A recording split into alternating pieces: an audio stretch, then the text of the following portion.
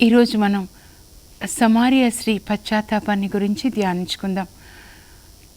యోహాను సువార్త 4వ అధ్యాయంలో యేసు సమార్య స్త్రీ, ఎలా యేసు ప్రభు సమార్య స్త్రీని చీకటి నుండి వెలుగులోనికి నడిపించి ఆమెకి నూతన జీవితాన్ని, పరిశుద్ధ జీవితాన్ని ఇచ్చి ఎలా రక్షణలోనికి తీసుకొని వచ్చారో మనం చూద్దాం. అదే ప్రభు కూడా మన నుంచి కోరుకుంటున్నారు. యోహాను సువార్త మనం చూస్తే ఇందులో యోహాను యేసు ప్రభు ప్రియమైన శిష్యుడు. మన అందరి హృదయాలు ఈ లోకం మీద ఉన్న వస్తువుల మీద నుంచి పరలోకంలో ఉన్న వస్తువుల మీదకి మరల్చడానికి ఆయన ఈ సువార్తను రాశాడనమాట. యోహాను సువార్తకి గుర్తుగా వాడతారనమాట సువార్థికులు. డేగా ఎప్పుడు ఈగిల్ కళ్ళు సూర్యుని వైపే పైకే ఉంటాయన్నమాట. తీక్ష్ణంగా చూస్తుంది. అంటే నీతి సూర్యుని వైపు, మన హృదయాలు ఎప్పుడు నీతి సూర్యుని వైపు ఉండాలని యోహాను యొక్క ఉద్దేశం అన్నమాట. అందుకే మీరు యోహాను సువార్త చదివినప్పుడల్లా నికోదేము కూడా యోహాను సువార్త 3వ అధ్యాయంలో నికోదేము కూడా యేసు ప్రభు దగ్గరికి వచ్చి నిత్యజీవం పొందడానికి ఏం చేయాలా అంటే, మీరు ఆత్మ వలన నీటి వలన జన్మించిననే తప్ప పరలోకానికి మీరు రాలేరు అని చెప్తాడనమాట. ఆత్మ, పరిశుద్ధ ఆత్మని పొందాలి. నీటి వలన అంటే వాక్యం చదివి మన జీవితాన్ని మార్చుకోవాలి అని చెప్తాడనమాట. ఇక్కడ యేసు ప్రభు సమార్య స్త్రీని ఎలా రక్షించాడో తెలుసుకుని మనం కూడా యేసు ప్రభు యొక్క రక్షణలోనికి, నూతన జీవితంలోనికి, పరిశుద్ధ జీవితంలోనికి ప్రవేశిద్దాం.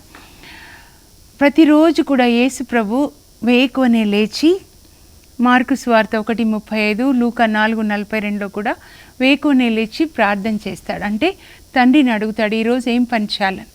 అప్పుడు తండ్రి ఈరోజుకి ఏం చెప్పారంటే, నానా నీవు సమార్యాలో ఉన్నటువంటి సికార్ అనే పట్టణానికి వెళ్ళాలి. అక్కడ ఒక బిడ్డ ఆత్మని రక్షించాలి నాయనా, ఆమె జీవితం మరి ఆ చీకటిలో ఉంది, నువ్వు వెలుగులోనికి తీసుకొని రావాలి. అప్పుడు యేసు ప్రభు తండ్రి చిత్తాన్ని చేస్తాడు. కాబట్టి ఈ 4వ అధ్యాయం మీరు చూసినట్లయితే యోహాన్ కంటే యేసు ప్రభు ఎక్కువ మందికి బాప్తిస్మం ఇచ్చి ఎక్కువ మంది శిష్యులను చేసుకుంటున్నారు అని పరిశీలికి తెలిసింది అని యేసు ప్రభు ఏం చేస్తున్నాడంటే, యూదాలో నుంచి గలిలియాకి వెళ్ళాలనుకుంటాడు. అయితే ఈ యూదాకి గలిలియాకి మధ్యలో సమార్య ఉంటుందన్నమాట. కాబట్టి ఆయన యూదా నుంచి బయలుదేరి సమార్య నుంచి గలిలియాకి వెళ్ళాలనుకుంటాడు. అలా బయలుదేరి ప్రయాణం చేసి మధ్యాహ్నం అయ్యేసరికి వాళ్ళు సమార్యాలో సికారు అనే పట్టణం దగ్గరికి వస్తారు. ఈ పట్టణం ప్రక్కన పొలం ఉంటుందన్నమాట.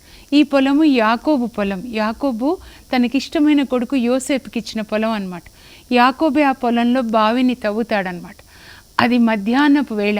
అప్పుడు యేసు ప్రభు ఈ యాకోబు పొలం దగ్గర ఉన్నటువంటి బావి దగ్గర కూర్చుంటాడు. బావికి కొంచెం అలా గోడ కడతారు కదా, దాని మీద కూర్చొని ఉంటాడనమాట. అయితే ప్రయాణపు బడలికచే నడిచి అలసిపోయి అక్కడ కూర్చున్నాడు అని రాస్తారు. అయితే మీరు ఇంకా పరిశుద్ధాత్మని అడిగితే ఆయన అక్కడ కూర్చొని సమార్య స్త్రీ కోసం ఎదురు చూస్తున్నాడు. పరలోకం నుంచి తండ్రి దేవుడు, దేవదూతలు చూస్తున్నారు. ఎలా ఈరోజు ఈమె ఆత్మ రక్షించబడుతుంది, చీకటిలో ఉన్న ఆమె ఎలా ఈరోజు వెలుగులోనికి వస్తుంది. పరలోకం అంతా చూస్తుండగా యేసు ప్రభు అలా ఈ బావి గట్టు మీద కూర్చుని ఉంటారు. అప్పుడు సమార్య స్త్రీ కడవ తీసుకొని నీటి కొరకు వస్తుందన్నమాట. అప్పుడు యేసు ప్రభు ఆమె కొరకు ఎదురు చూస్తూ ఉన్నారు, తన బిడ్డ కొరకు ఎదురు చూస్తున్నారు. మెల్లగా ఆమెతో సంభాషణ ప్రారంభిస్తారు. అమ్మా, త్రాగడానికి నాకు కొంచెం నీళ్ళు ఇవ్వవా? చాలా దూరం నుండి నడిచొచ్చాను, మధ్యాహ్నం ఎండ. అప్పుడు ఆమె అంటుంది, యూదులైన మీరు సమార్య స్త్రీనైన నన్ను నీరివ్వమని ఎలా అడుగుతున్నావు? ఆయన యూదుల్లాగా వస్త్రధారణ చేసుకుంటాడు, ఈమె వచ్చి సమార్య స్త్రీ. సమరీయులని యూదులు అంటరాని వాళ్ళుగా చూస్తారనమాట. ఎందుకంటే యూదులు అసిరీయులని పెళ్లి చేసుకున్నప్పుడు పుట్టిన వాళ్ళు వీళ్ళు. కాబట్టి సంకర జాతి వాళ్ళని తక్కువ వాళ్ళుగా చూసి అంటరాని వాళ్ళుగా చూస్తారనమాట. అందుకే యూదా దేశంలో ఉన్న సొలొమోన్ దేవాలయంలో ఆరాధనకి కూడా ఈ సమరీయులని అనుమతించారనమాట యూదులు. నీవు దేవుని వరాన్ని గ్రహించి ఉంటే నీవే నన్ను నీళ్ళు ఇవ్వమని అడిగే దానవు. అప్పుడు నేను నీ ఇచ్చిన నీళ్లు తాగితే నీకు మళ్ళీ దప్పిక కొనదు. నేను వేకోజామున దేవుని అడుగుతున్నాను, దేవుని వరాన్ని ఆమె గ్రహించలేదన్నమాట. ఏంటి ఆ దేవుని వరం? యోవేలు 2:28లో దేవుడు చెప్తారు, అంత్య దినాల్లో అందరి మీద పరిశుద్ధ ఆత్మని కుమ్మరిస్తాను. ఆ వరం కొరకే మన అందరం కూడా ఈ 40 దినాల్లో దేవుణ్ణి అడగాలి. ఎందుకంటే యేసు ప్రభు పరలోకానికి వెళ్తూ, నేను మిమ్మల్ని అనాథలుగా వదలను, మీకు మరొక ఆదరణకర్త ఇస్తాను, ఆయన ఎల్లప్పుడూ మీతో ఉంటాడు అని యోహాను 14:16లో యేసు ప్రభు వాగ్దానం చేస్తారు. నేను వెళ్ళి మీకు గృహాలు కడతాను పరలోకంలో, వచ్చి మిమ్మల్ని తీసుకెళ్తా, అప్పటి వరకు పరిశుద్ధ ఆత్మ మీతో ఉంటాడు, మీలో నివసిస్తాడు, మిమ్మల్ని నడిపిస్తాడు అని చెప్తారు.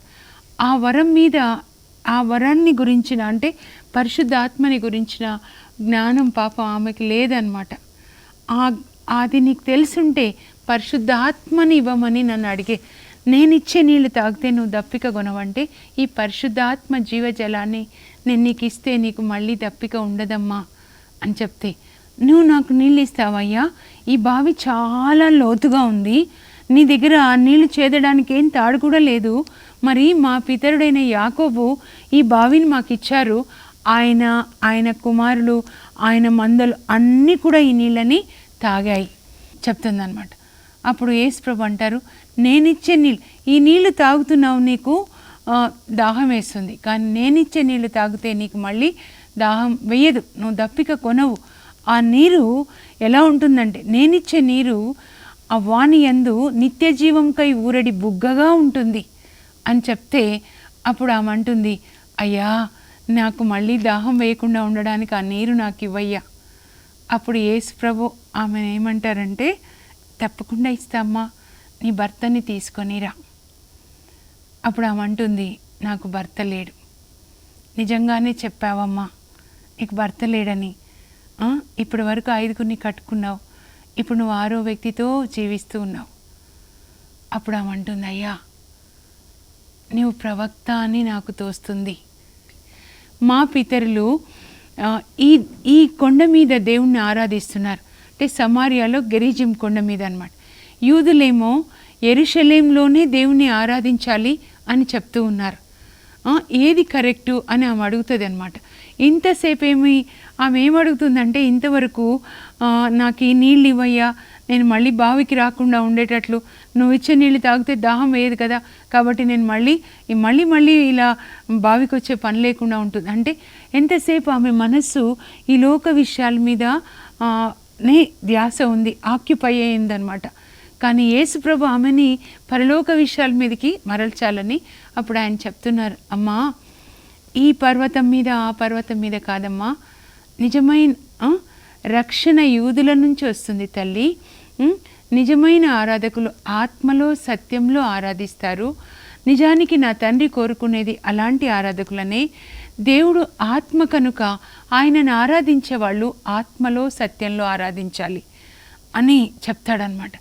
ఎప్పుడైతే ఈ మాట చెప్తాడో, ఆత్మలో సత్యంలో యేసు ప్రభు చెప్పిన గొప్ప మర్మాలలో నేను అనుకుంటాను ఇది చాలా గొప్ప మర్మం. 7 మర్మాలు ఆమెకి బయలుపరుస్తాడు యేసు ప్రభు. ఆత్మలో సత్యంలో ఆరాధించాలి. ఈ మాట నా జీవితాన్ని మార్చింది. ఆత్మ అంటే ఏంటి ప్రభు అని నేను అడిగాను.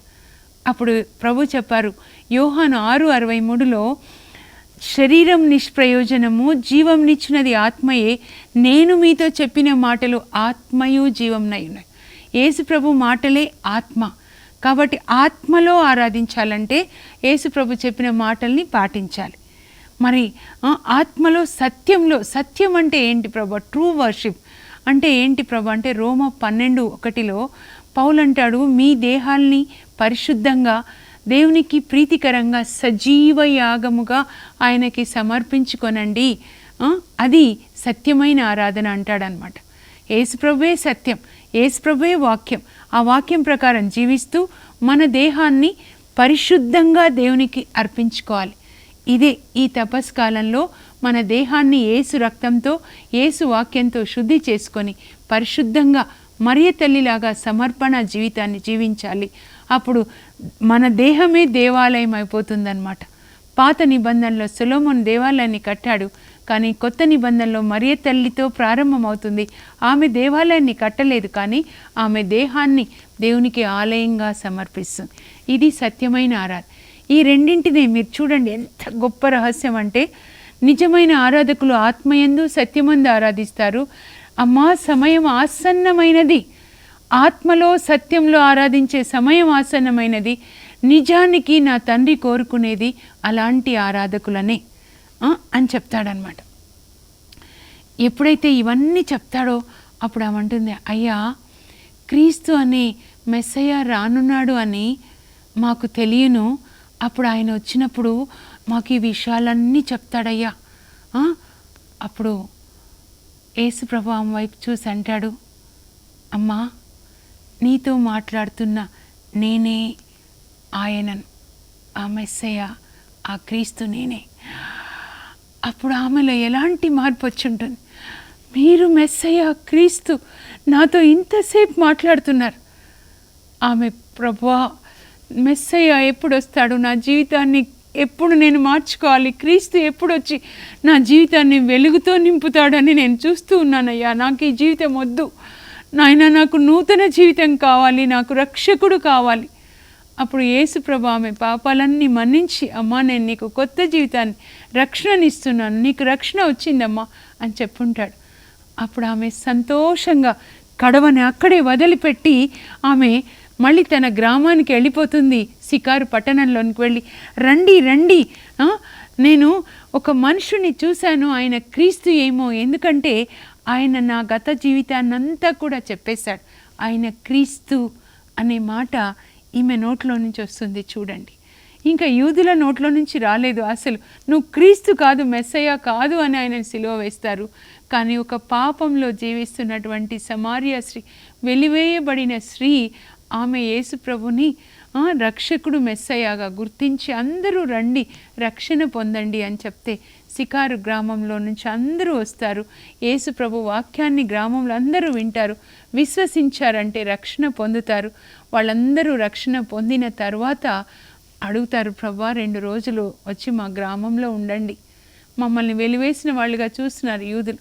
యేసు ప్రభు వెళ్ళి వాళ్ళకి అనేక విషయాలు చెప్పి వాళ్ళకి 2 రోజులు వాళ్ళతో ఉంటారు. వాళ్ళు అప్పుడు అంటారు, అమ్మ, నువ్వు చెప్పిన దాన్ని బట్టి కాదు, కానీ యేసు ప్రభుని మేము విన్నదాన్ని బట్టి మేము ఆయనని విశ్వసిస్తున్నాం, అంటే ఆయన రక్షణలోనికి మేము వచ్చాము. చూడండి, యేసు ప్రభు కోరుకునేది ఇదే.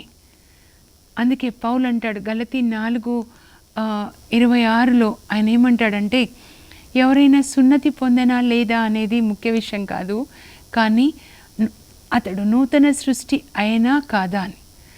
ఒకడు నూతన సృష్టి అగుటయే ముఖ్యం, కానీ సున్నతి పొందాడా కాదా. నూతన సృష్టి యేసు ప్రభు రూపంలోనికి మారిపోయింది. ఆమె చెప్పగానే అందరూ వచ్చారంటే నేను అనుకుంటాను, 6వ పురుషునితో జీవించే ఆమె వస్త్రధారణ మారిపోయి ఉంటుంది, ఆమె చూపులు మారిపోయి ఉంటాయి, ఆమె మాట యేసు ప్రభు సన్నిధిలో మనం రూపాంతరం చెందుతాం. పూల మధ్యలో ఉన్న దారం కూడా సువాసన వచ్చినట్లు యేసు ప్రభు సన్నిధిలో జక్కయ్య రూపాంతరం చెందాడు. జక్కయ్య నూతన వ్యక్తిగా నూతన హృదయాన్ని పొందాడు. అలాగే యేసు ప్రభు సన్నిధిలో ఆమె నూతన వ్యక్తిగా పరిశుద్ధంగా మారి వెళ్ళి ఆ సికారు పట్టణంలో సమరీయులకి చెప్పి వాళ్ళని కూడా యేసు ప్రభు దగ్గరికి తీసుకొని వస్తుంది. కడవని అక్కడే వదిలింది, అంటే తన పాపమంతా యేసు ప్రభు దగ్గర వదిలి నీతి వస్త్రాన్ని ధరించుకొని వెళ్ళి సువార్తని బోధించింది. బైబిల్లో సువార్త బోధించిన మొదటి స్త్రీగా ఈమెను మనం ఇక్కడ చూస్తున్నాం. యేసు ప్రభు గురించి చెప్పి గ్రామాన్ని ప్రజల దగ్గర తీసుకొచ్చింది. మనందరి నుంచి ప్రభు కోరుకునేది ఇదే. ఎవరైనా క్రీస్తు నందున్న ఎడల నూతన సృష్టి, పాత గతించింది. ఇదే రక్షణ సమయం, అనుకూల సమయం. ఈ 40 దినాలు ప్రభు దగ్గరికి మనం రావాలి, నూతన వ్యక్తులుగా మారాలి, ప్రభులాగా ఉండాలనే మరి శ్రీసభ ఈ 40 దినాల్ని తపస్కాలంగా నిర్ణయించింది.